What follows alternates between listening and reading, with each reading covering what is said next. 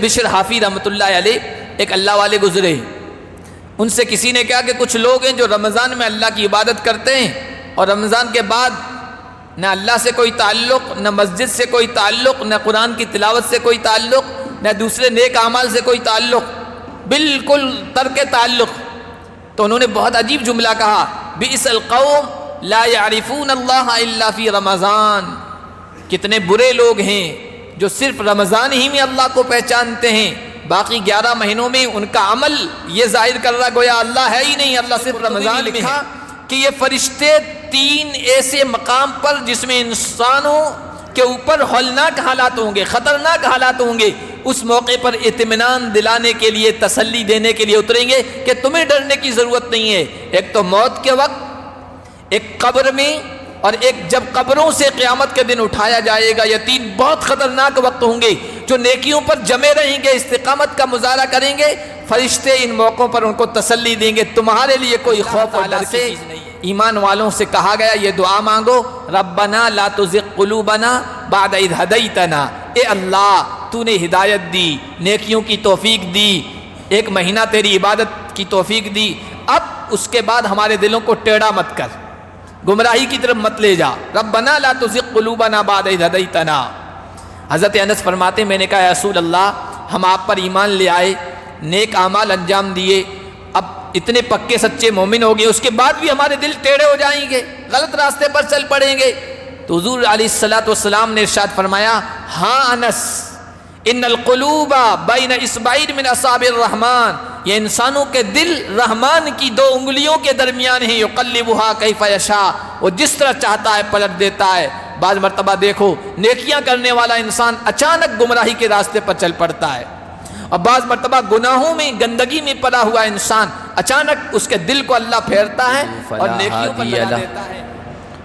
ونشهد ان سيدنا ومولانا محمدا عبده ورسوله صلی اللہ تعالی علیہ وعلی آلہ واصحابہ اجمعین،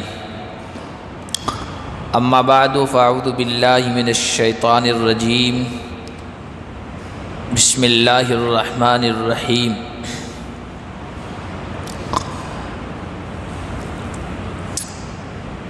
یمنون علیک ان اسلموا قل لا تمنوا علی اسلامکم بل اللہ یمن علیکم ان ہداکم للایمان ان کنتم صادقین۔ وقال النبی صلی اللہ علیہ وسلم وهو یوصی عہد اصحابہ قل آمنت باللہ ثم استقم، او کما قال النبی صلی اللہ علیہ وسلم۔ درود شریف پڑھ لیں۔ اللہم صلی علی محمد النبی الامی وعلی آلہ وصحبہ وسلم تسلیما۔ محترم بزرگوں اور عزیز دینی بھائیوں،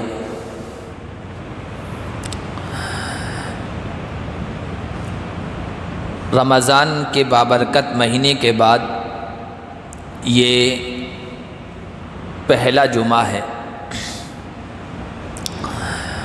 اللہ تبارک و تعالی نے ہمیں رمضان جیسا برکت والا مہینہ عطا فرمایا، ہر ایک نے اس میں نیکیاں کرنے کی کوشش کی، فرائض کی پابندی، سنتوں و نوافل کا اہتمام، ذکر و اذکار، تسبیح وغیرہ کی پابندی، اور بہت سارے نیک اعمال۔ اور یہ سب نیک اعمال اللہ تبارک و تعالیٰ کی توفیق سے انجام پائے۔ اسی لیے قرآن کریم میں جہاں روزوں کا ذکر ہے، وہاں پر یہ بھی فرمایا اللہ نے کہ وَلِتُكْمِلُوا الْعِدَّةَ وَلِتُكَبِّرُوا اللَّهَ عَلَى مَا هَدَاكُمْ وَلَعَلَّكُمْ تَشْكُرُونَ۔ روزوں کی جب تم تعداد پوری کر لو، روزے مکمل کر لو، تو پھر اللہ نے جو تمہیں توفیق دی روزہ رکھنے کی اور نیکیاں کرنے کی، اس پر اللہ کی کبریائی بیان کرو، اللہ کی بڑائی بیان کرو اور اللہ کا شکر ادا کرو کہ اس کی توفیق سے یہ ہوا۔ قرآن کریم میں جنتیوں کا ذکر ہے کہ جنتی جب جنت میں پہنچ جائیں گے تو وہ کہیں گے، ان کی زبان پر یہ الفاظ آئیں گے، وقالوا الحمد للہ الذی ہدانا لہذا وما كنا لنہتدی لولا ان ہدانا اللہ۔ شکر اس اللہ کا جس نے ہمیں اس جگہ تک پہنچا دیا، اس جگہ میں داخل کر دیا، جنت میں، اور اگر اللہ کی توفیق نہ ہوتی تو ہم اس جگہ تک نہیں پہنچ سکتے تھے۔ جو کچھ ہوا اللہ کی توفیق سے ہوا۔ اسی لیے انسان کو جو کچھ بھی وہ نیک عمل کر رہا ہو، اس سے نیکیاں انجام پا رہی ہو، اس پر غرور، گھمنڈ اور تکبر نہیں کرنا چاہیے۔ اس کے کسی عمل سے، کسی حرکت سے، کسی بول سے یہ ظاہر نہیں ہونا چاہیے کہ مجھ سے بڑے کام ہو گئے۔ سورۃ الحجرات میں اللہ تعالیٰ نے عرب کے کچھ بدوؤں کا ذکر کیا ہے۔ وہ بدو آ کر اللہ کے نبی صلی اللہ علیہ وسلم سے کہنے لگے، دیکھو ہم آپ پر اسلام لے آئے، ہم نے آپ کو نبی مانا، اور ان کا کہنے کا انداز ایسا تھا گویا وہ احسان جتا رہے ہو۔ تو اللہ تبارک و تعالیٰ نے کہا، لا تمنوا علی اسلامکم بل اللہ یمن علیکم ان ہداکم للایمان۔ اے نبی صلی اللہ علیہ وسلم، آپ ان سے کہہ دیجئے کہ مجھ پر اپنے اسلام لانے کو نہ جتاؤ، گویا مجھ پر تم نے بہت بڑا احسان کر دیا، بلکہ اپنے اوپر احسان جتاؤ کہ اللہ نے تمہیں اسلام کی، ایمان کی توفیق دے دی۔ تم پر اللہ کا احسان ہے، نبی کا احسان ہے، نبی پر تمہارا کوئی احسان نہیں ہے۔ یمن بل اللہ یمن علیکم ان ہداکم للایمان، یہ اللہ کا احسان ہے کہ اس نے تمہیں ایمان کی توفیق دی۔ جتنی بھی ہم نیکیاں کر لیں، وہ نیکیاں اللہ کی بارگاہ میں کوئی زیادہ حیثیت نہیں رکھتی۔ حدیث شریف میں آیا، حضرت عتبہ بن عبداللہ کہتے ہیں کہ لو ان رجلا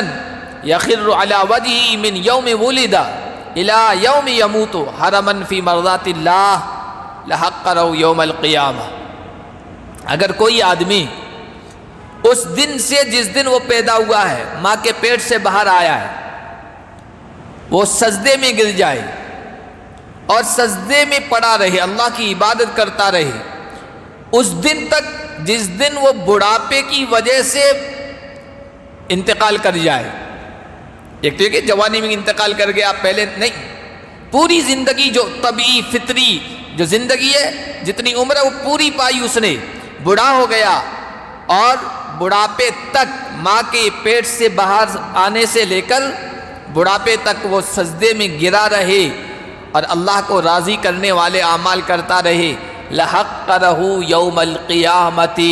لیکن قیامت کے دن وہ ان کو بھی معمولی سمجھے گا، پوری زندگی سجدے میں پڑے رہنے کو بھی معمولی سمجھے گا۔ اس لیے اپنی نیکیوں پر کبھی بھی انسان کو گھمنڈ نہیں کرنا چاہیے اور کوئی بڑے بول نہیں بولنے چاہیے۔ اسی لیے ہمارے اسلاف کہا کرتے تھے کہ نیکیاں جب کر لو تو اس کے بعد اللہ تعالیٰ سے دعا کرو اور اس کی فکر کرو کہ اللہ کے یہاں قبول ہو جائے۔ حضرت علی رضی اللہ تعالیٰ عنہ فرمایا کرتے تھے، کونوا لقبول العمل اشد اہتماما، کونوا لقبول العمل اشد اہتماما بالعمل، جتنا تم عمل کرنے کی فکر کرتے ہو، کوئی عبادت، کوئی نیکی، کوئی نیک کام کرنے کی فکر کرتے ہو، اس سے کہیں زیادہ تمہیں اس بات کی فکر کرنی چاہیے کہ یہ عمل اللہ تعالیٰ کے یہاں قبول ہو جائے۔ اسی لیے آپ دیکھیے اللہ کے پیغمبر ہیں، اللہ کے حبیب یا خلیل ہیں، دوست ہیں، حضرت ابراہیم ابو الانبیاء ان کو کہا جاتا ہے، انبیاء کے باپ، ان کی نسل میں بے شمار انبیاء آئے، رسول آئے، اللہ کی راہ میں قربانیاں دینے والے، اپنا گھر بار، مال دولت، عزیز اقارب، رشتہ دار، باپ، قوم، یہاں تک کہ وطن، سب کچھ قربان کر دینے والے، یہاں تک کہ اللہ کی خاطر اپنی جان کو بھی آگ کے حوالے کر دینے والے۔ کتنی قربانیاں دی، کتنے بڑے بڑے اعمال اللہ کی خاطر انجام دے رہے ہیں۔ اللہ تعالیٰ نے حکم دیا، اے خلیل اب میرا گھر تعمیر کرو۔ بیت اللہ تعمیر کر رہے ہیں، اللہ کا گھر ہے، کوئی معمولی کام نہیں ہے، معمولی عبادت نہیں ہے۔ حضرت ابراہیم خلیل اللہ اور ان کے ساتھ ان کے فرزند بیٹے حضرت اسماعیل اللہ کا گھر تعمیر کر رہے ہیں، بیت اللہ کی دیواریں اٹھ رہی ہے، کام مکمل ہو گیا تو باپ اور بیٹا، باپ پیغمبر ہے، بیٹا آئندہ چل کر پیغمبر بننے والا ہے، اور ایسا بیٹا کہ جس کے نسب سے، جس کی نسل سے نبیوں کا سردار آنے والا ہے۔ حضرت اسماعیل علیہ السلام دونوں نے ہاتھ اٹھائے اللہ کی بارگاہ میں، بیت اللہ، اللہ کا گھر تعمیر کر رہے ہیں، اور کیا کہہ رہے ہیں؟ ربنا تقبل منا انک انت السمیع العلیم۔ اے اللہ، ہم باپ بیٹے نے یہ گھر تعمیر کر دیا، اب تو قبول فرما لے۔ اس کی فکر ہو رہی ہے کہ کام تو انجام پا گیا لیکن قبول ہوگا کہ یا نہیں ہوگا، تو دعا کر رہے ہیں اللہ تو اس کو قبول فرما لے۔ ایک ہمارے بزرگ گزرے ہیں حضرت وہب بن ورد رحمت اللہ علیہ، وہ جب اس آیت سے گزرتے تھے، حضرت ابراہیم کی اس دعا سے کہ بیت اللہ تعمیر کرنے کے بعد، اتنا اہم نیکی کا کام انجام دینے کے بعد بھی رو کر اللہ سے کہہ رہے ہیں اللہ قبول فرما لے، اس آیت سے گزرتے تھے تو کہتے تھے یا خلیل الرحمن ترفع قوائم بیت الرحمن وانت مشفق الا يقبل منك۔ اس آیت سے گزرتے تھے، روتے تھے اور کہتے تھے اے رحمان کے خلیل و دوست، اے ابراہیم رحمان کے خلیل و دوست، رحمان کے گھر کی بنیادیں اور ان کی دیواروں کو تو بلند کر رہا ہے، اور رحمان کا گھر تعمیر کیا ہے، اور اس کے باوجود رو رہا ہے اور ڈر رہا ہے اس بات سے کہ پتہ نہیں قبول ہوگا کہ نہیں ہوگا۔ حضرت عبداللہ بن عمر رضی اللہ تعالیٰ عنہ جلیل القدر صحابی ہیں، قرآن کی ایک آیت ہے 24ویں پارے میں وَبَدَا لَهُم مِّنَ اللَّهِ مَا لَمْ يَكُونُوا يَحْتَسِبُونَ۔ کل قیامت کے دن جب انسان اللہ کے دربار میں پیش ہوگا، اللہ کی بارگاہ میں جائے گا، تو بَدَا لَهُم مِّنَ اللَّهِ مَا لَمْ يَكُونُوا يَحْتَسِبُونَ، ان کے سامنے ایسی حالت آئے گی، انسان اس وقت ایسی سچویشن سے دوچار ہوگا، سامنا کرے گا کہ اس کے وہم و گمان میں بھی نہیں تھا۔ آیت کا ترجمہ یہ وَبَدَا لَهُم، ان کے سامنے ظاہر ہوگا، آئے گا ایسا معاملہ جس کو وہ سوچ بھی نہیں سکتے تھے، خیال بھی نہیں کر سکتے تھے۔ یہ آیت، اس آیت کو تلاوت کرتے ہوئے زار و قطار روتے تھے حضرت عبداللہ ابن عمر، اور کہتے تھے یا لیتا ان اللہ تقبل منی مثقال ذرۃ، اے کاش اللہ تعالی میں نے جو نیک اعمال کیے ہیں اس میں سے رائی کے دانے کے برابر، رائی کے دانے ذرے کے برابر اللہ تعالیٰ کوئی عمل قبول کر لینا میری نجات کے لیے کافی ہے، ورنہ ایسا ہوگا ہم تو سمجھ رہے ہیں ہم نے یہ نیکیاں کی، یہ عبادتیں انجام دی، یہ خوب اعمال صالحہ کیے، اور کل قیامت کے دن ایسی صورتحال سامنے آ جائے کہ ہم سوچ بھی نہیں سکتے تھے، ہم تو سوچ رہے تھے ان کا ثواب ملے گا اور اللہ کے یہاں قبول ہی نہیں ہوئی۔ وَبَدَا لَهُم مِّنَ اللَّهِ مَا لَمْ يَكُونُوا يَحْتَسِبُونَ۔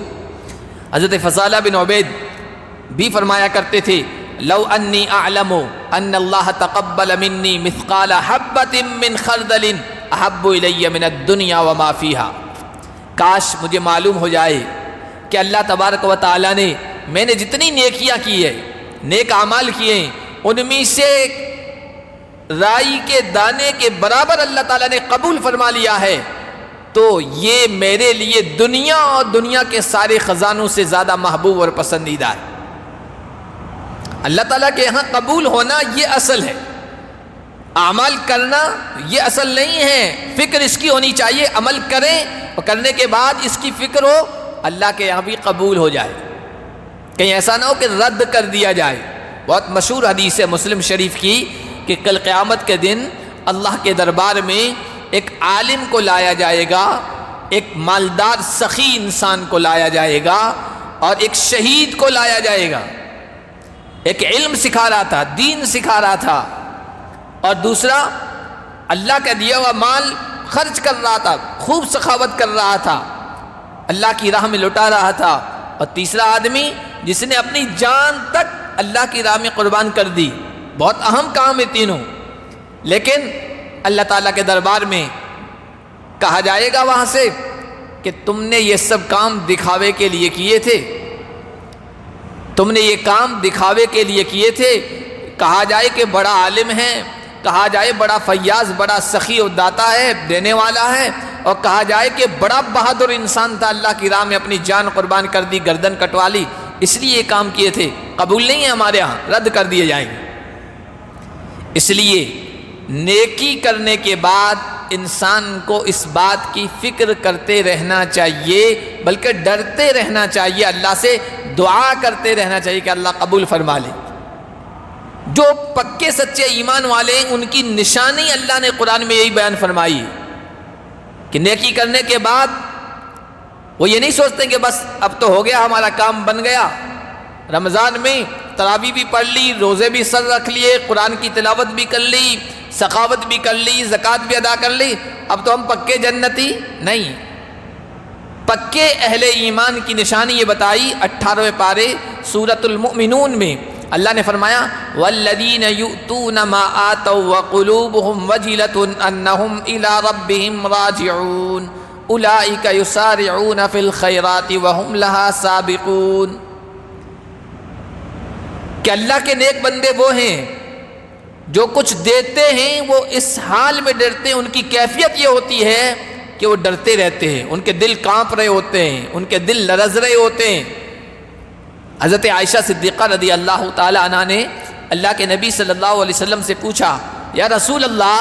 اللہ اس آیت میں جن لوگوں کا ذکر کر رہا ہے وہ کون مراد ہے کہ جو کچھ دیتے ہیں ڈرتے ہوئے دیتے ہیں، پتہ نہیں اللہ کی طرف سے قبول ہو یا نہ ہو؟ کون لوگ ہیں؟ ہم الذین یشربون الخمر ویسرقون، یہ وہ لوگ ہیں جو شرابی ہیں، شراب پیتے ہیں، چوری کرتے ہیں، کسی کا مال ہڑپ کرتے ہیں۔ یہ وہ لوگ ہیں کہ جب نیکیاں کرتے ہیں تو ڈرتے ہیں، ہم تو گنہگار ہیں، ہم تو پاپی ہیں، پتہ نہیں ہماری نیکی قبول ہوگی یا نہیں۔ کون مراد ہیں؟ حضور علیہ الصلوۃ والسلام نے ارشاد فرمایا لا یا بنت الصدیق، اے صدیق کی بیٹی صدیقہ عائشہ، تم جو مراد لے رہی ہو نا یہ نہیں مراد ہیں،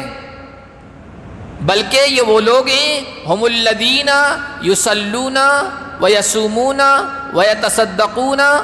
یہ وہ لوگ ہیں کہ جو نماز پڑھتے ہیں، جو روزہ رکھتے ہیں، جو صدقہ خیرات کرتے ہیں، اور یہ تمام نیکی کے کام انجام دینے کے بعد یخافون، اللہ سے ڈرتے بھی رہتے ہیں، پتہ نہیں اللہ کی بارگاہ میں ہماری نیکیاں قبول ہوگی کہ یا نہیں ہوگی۔ یہ ان اہل ایمان کا تذکرہ ہے۔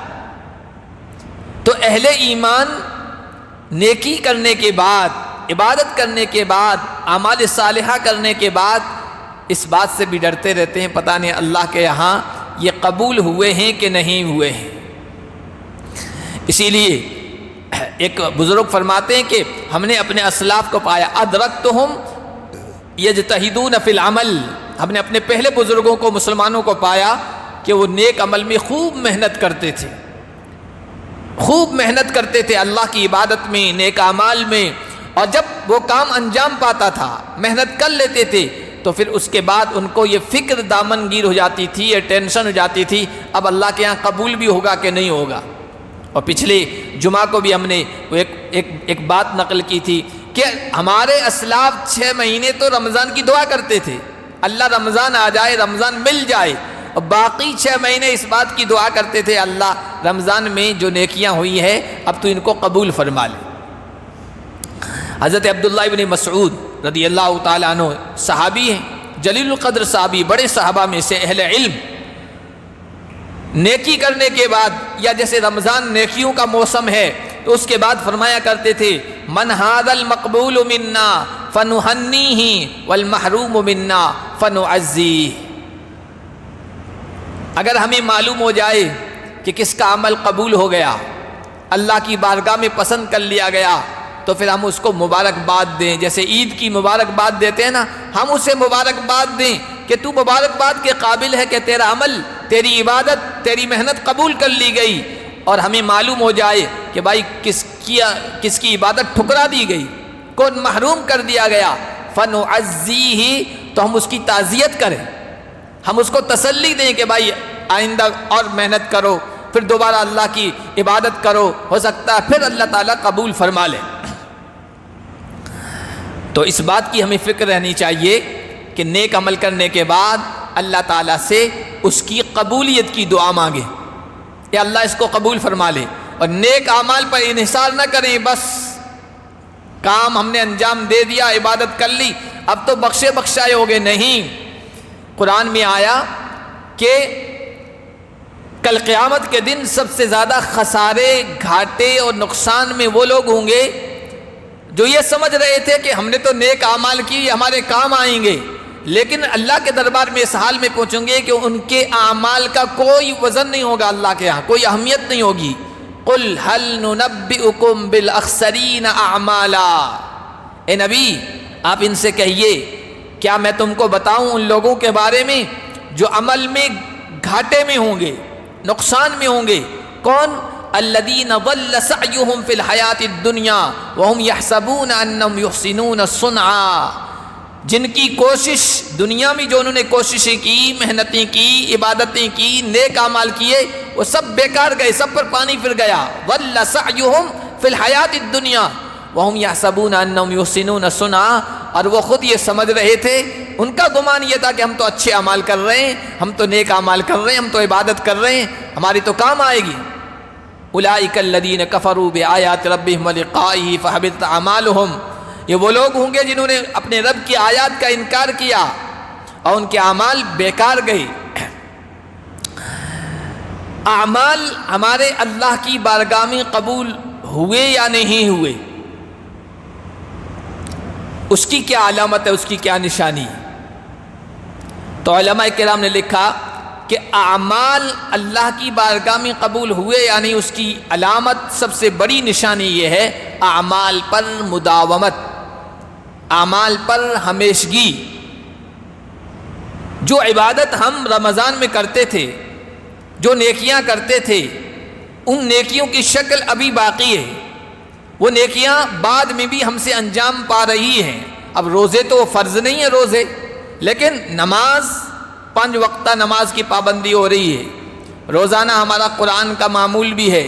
رمضان میں زکوٰۃ دیتے تھے، صدقہ خیرات بھی نکالتے تھے، تو بعد میں بھی ہمارے معمول میں، ہماری روزانہ کی زندگی میں، روٹین میں یہ چیز داخل ہو گئی ہے، اور جو بھی نیکیاں رمضان میں کرتے تھے بعد میں بھی ہو رہی ہے، تو پھر یہ سمجھ لیجئے کہ اللہ کے یہاں آپ کا عمل مقبول ہے۔ اعمال پر مداومت، اعمال پر ہمیشگی، جس کو کہتے ہیں استقامت۔ رمضان میں تو 5 وقتہ نماز کی پابندی کر لی، لیکن رمضان کے بعد چھوٹ گئی، تو پھر یہ اس بات کی علامت ہے کہ آپ کا عمل اللہ کے یہاں قبول نہیں ہوا ہے۔ حضرت بشر حافی رحمۃ اللہ علیہ ایک اللہ والے گزرے، ان سے کسی نے کہا کہ کچھ لوگ ہیں جو رمضان میں اللہ کی عبادت کرتے ہیں اور رمضان کے بعد نہ اللہ سے کوئی تعلق، نہ مسجد سے کوئی تعلق، نہ قرآن کی تلاوت سے کوئی تعلق، نہ دوسرے نیک اعمال سے کوئی تعلق، بالکل ترک تعلق۔ تو انہوں نے بہت عجیب جملہ کہا، بئس القوم لا يعرفون اللہ الا فی رمضان، کتنے برے لوگ ہیں جو صرف رمضان ہی میں اللہ کو پہچانتے ہیں، باقی 11 مہینوں میں ان کا عمل یہ ظاہر کر رہا گویا اللہ ہے ہی نہیں، اللہ صرف رمضان میں ہے۔ اور حضرت کعب فرمایا کرتے تھے کہ جو شخص رمضان میں عبادت کرتا تھا،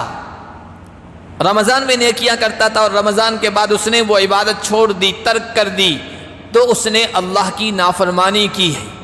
اور فصیامہ علیہ مردود وباب التوفیق فی وجہہ مسدود، اس نے جو روزے رکھے وہ اس کے چہرے پر مار دیے گئے ہیں، اور توفیق کا یعنی نیک اعمال کرنے کا دروازہ اس کے آگے اللہ نے بند کر دیا۔ بڑے خسارے کی بات ہے اور بڑی محرومی کی بات ہے۔ ایمان والے کا عمل صرف رمضان تک محدود نہیں ہوتا ہے، ایمان والے کے عمل کے لیے کوئی وقت مقرر نہیں ہے کہ 1 مہینہ 10 دن 1 رات، نہیں، ایمان والے کا عمل موت تک جاری رہتا ہے، اس کی عبادت موت تک باقی رہتی ہے، جاری رہتی ہے۔ حضرت حسن بصری رحمۃ اللہ علیہ بڑے اللہ والے گزرے ہیں، صحابہ کو دیکھا ہے جنہوں نے، وہ فرمایا کرتے تھے لا یکون لعمل المؤمن من اجل دون الموت، ایمان والے کے عمل کے لیے کوئی ویلیڈیٹی نہیں ہے، 30 دن کی ویلیڈیٹی کہ نہیں، وہ تو پوری زندگی چلتا ہے اس کا، ایمان والے کا عمل پوری زندگی۔ پھر انہوں نے یہ آیت تلاوت کی وَعْبُدْ رَبَّكَ حَتَّى يَأْتِيَكَ الْيَقِينَ، اپنے رب کی عبادت کرتے رہیے یہاں تک کہ یقین آ جائے، اور یقین سے مراد موت ہے جس کے آنے میں کوئی شک نہیں ہے، یعنی موت تک عبادت میں لگے رہیے، اسی کو کہتے ہیں استقامت۔ ایمان پر، نیک اعمال پر، عبادت پر، اللہ کی فرما برداری پر جمے رہنا۔ اس لیے ایک صحابی آئے اللہ کے نبی صلی اللہ علیہ وسلم کے پاس اور کہا یا رسول اللہ مجھے کوئی ایسی بات بتا دیجئے کہ آپ کے بعد کسی سے پوچھنے کی نوبت نہ آئے، ایسا مختصر جملہ، مختصر نصیحت آپ مجھے بتا دیجئے، کسی اور سے کچھ نہ پوچھوں۔ تو حضور علیہ الصلوۃ والسلام نے ان سے کہا قل آمنت باللہ ثم استقم، کہو میں اللہ پر ایمان لایا اور پھر اس پر جم جاؤ، پھر اس پر جم جاؤ، استقامت دکھاؤ۔ کوئی نیکی شروع کر دی ہے تو پھر اس کو چھوڑو مت، اس کو کہتے ہیں استقامت۔ اور جو استقامت کو اختیار کرے گا تو اللہ کی طرف سے بے شمار برکتوں کے، خیر کے، بھلائی کے، زندگی میں خوشحالی کے، آسانی کے، سکون کے فیصلے ہوتے ہیں۔ ان الذین قالوا ربنا اللہ ثم استقاموا تتنزل علیہم الملائکہ، اللہ نے فرمایا جو لوگ ایمان لے آئے، جنہوں نے کہا کہ ہمارا رب اللہ ہے، ثم استقاموا، پھر اس پر استقامت دکھائی، پھر اس پر جم گئے، تو فرشتے نازل ہوتے ہیں، وہ کہتے ہیں ڈرو مت، نہ کوئی ڈر ہے نہ کوئی غم۔ ڈر آئندہ حالات کے سلسلے میں ہوتا ہے، پتہ نہیں کیا ہوگا آئندہ، اور حزن پیچھے کوئی چیز کھو گئی ہے، کوئی نقصان ہو گیا، اس پر انسان ملال کرتا ہے کہ اللہ تخافوا ولا تحزنوا، نہ کوئی خوف ہے تم پر، نہ کوئی غم و ملال ہے۔ وَأَبْشِرُوا، اور تفسیر قرطبی میں لکھا کہ یہ فرشتے 3 ایسے مقام پر جس میں انسانوں کے اوپر ہولناک حالات ہوں گے، خطرناک حالات ہوں گے، اس موقع پر اطمینان دلانے کے لیے، تسلی دینے کے لیے اتریں گے کہ تمہیں ڈرنے کی ضرورت نہیں ہے۔ ایک تو موت کے وقت، ایک قبر میں، اور ایک جب قبروں سے قیامت کے دن اٹھایا جائے گا، یہ 3 بہت خطرناک وقت ہوں گے۔ جو نیکیوں پر جمے رہیں گے، استقامت کا مظاہرہ کریں گے، فرشتے ان موقعوں پر ان کو تسلی دیں گے تمہارے لیے کوئی خوف اور ڈر کی چیز نہیں ہے۔ وَأَبْشِرُوا بِالْجَنَّةِ الَّتِي كُنْتُمْ تُوعَدُونَ نَحْنُ أَوْلِيَاؤُكُمْ فِي الْحَيَاةِ الدُّنْيَا وَفِي الْآخِرَةِ، فرشتے کہتے ہیں اللہ کی طرف سے ہم تمہارے اولیاء ہیں، سرپرست ہیں، گارجین ہیں، ذمہ دار ہیں، اس دنیا کی زندگی میں بھی، آخرت کی زندگی میں بھی تمہیں پریشان ہونے کی ضرورت نہیں۔ اور سورہ جن میں غالباً اللہ نے فرمایا وَأَن لَوِ اسْتَقَامُوا عَلَى الطَّرِيقَةِ لَأَسْقَيْنَاهُمْ مَاءً غَدَقًا، اگر یہ لوگ صحیح راستے پر جم جائیں، استقامت اختیار کریں تو ان کو خوب پانی ملے۔ حضرت عمر فرمایا کرتے تھے جہاں پانی ہوگا وہاں زندگی ہوگی، وہاں خوشحالی ہوگی۔ اس کا مطلب یہ ہے جو نیکیوں پر جم جائے گا اللہ کی طرف سے خوشحال زندگی اور خوب مال اسے عطا کیا جائے گا، پرسکون زندگی عطا کی جائے گی۔ تو اس بات کی فکر کریں کہ ہم رمضان کے بعد بھی نیکیوں پر جمیں، استقامت اختیار کریں، اور یہ کوئی ضروری نہیں ہے کہ ہم نے جو نیکیاں کر لی وہ اللہ کی بارگاہ میں قبول ہو گئی۔ اللہ تعالیٰ سے، ایمان والوں سے کہا گیا یہ دعا مانگو ربنا لا تزغ قلوبنا بعد اذ ہدیتنا، اے اللہ تو نے ہدایت دی، نیکیوں کی توفیق دی، 1 مہینہ تیری عبادت کی توفیق دی، اب اس کے بعد ہمارے دلوں کو ٹیڑھا مت کر، گمراہی کی طرف مت لے جا۔ ربنا لا تزغ قلوبنا بعد اذ ہدیتنا۔ حضرت انس فرماتے میں نے کہا یا رسول اللہ ہم آپ پر ایمان لے آئے، نیک اعمال انجام دیے، اب اتنے پکے سچے مومن ہو گئے، اس کے بعد بھی ہمارے دل ٹیڑھے ہو جائیں گے، غلط راستے پر چل پڑیں گے؟ تو حضور علیہ الصلوۃ والسلام نے ارشاد فرمایا، ہاں انس، ان القلوب بین اصبعین من اصابع الرحمن، یہ انسانوں کے دل رحمان کی 2 انگلیوں کے درمیان ہیں، یقلبها کیف یشاء، وہ جس طرح چاہتا ہے پلٹ دیتا ہے۔ بعض مرتبہ دیکھو نیکیاں کرنے والا انسان اچانک گمراہی کے راستے پر چل پڑتا ہے، اور بعض مرتبہ گناہوں میں گندگی میں پڑا ہوا انسان اچانک اس کے دل کو اللہ پھیرتا ہے اور نیکیوں پر لگا دیتا ہے، عبادت پر لگا دیتا ہے۔ اس لیے رمضان کے بعد اپنی دعاؤں میں اس دعا کو ضرور شامل کریں، ربنا لا تزغ قلوبنا بعد اذ ہدیتنا، اے اللہ نیکیاں کرنے کے بعد، نیکیوں کی توفیق کرنے کے بعد، ہدایت دینے کے بعد پھر غلط راستے پر، تیری نافرمانی کے راستے پر اور گمراہی کے راستے پر ہمارے دل کو نہ لے جا، ہمارے دل میں کجی اور ٹیڑھا پن نہ پیدا فرما۔ اللہ پاک ہم سب کو باقی 11 مہینوں میں بھی اعمال پر، نمازوں کی پابندی پر، دوسرے نیک اعمال پر جمنے کی اور استقامت اختیار کرنے کی توفیق عطا فرمائے۔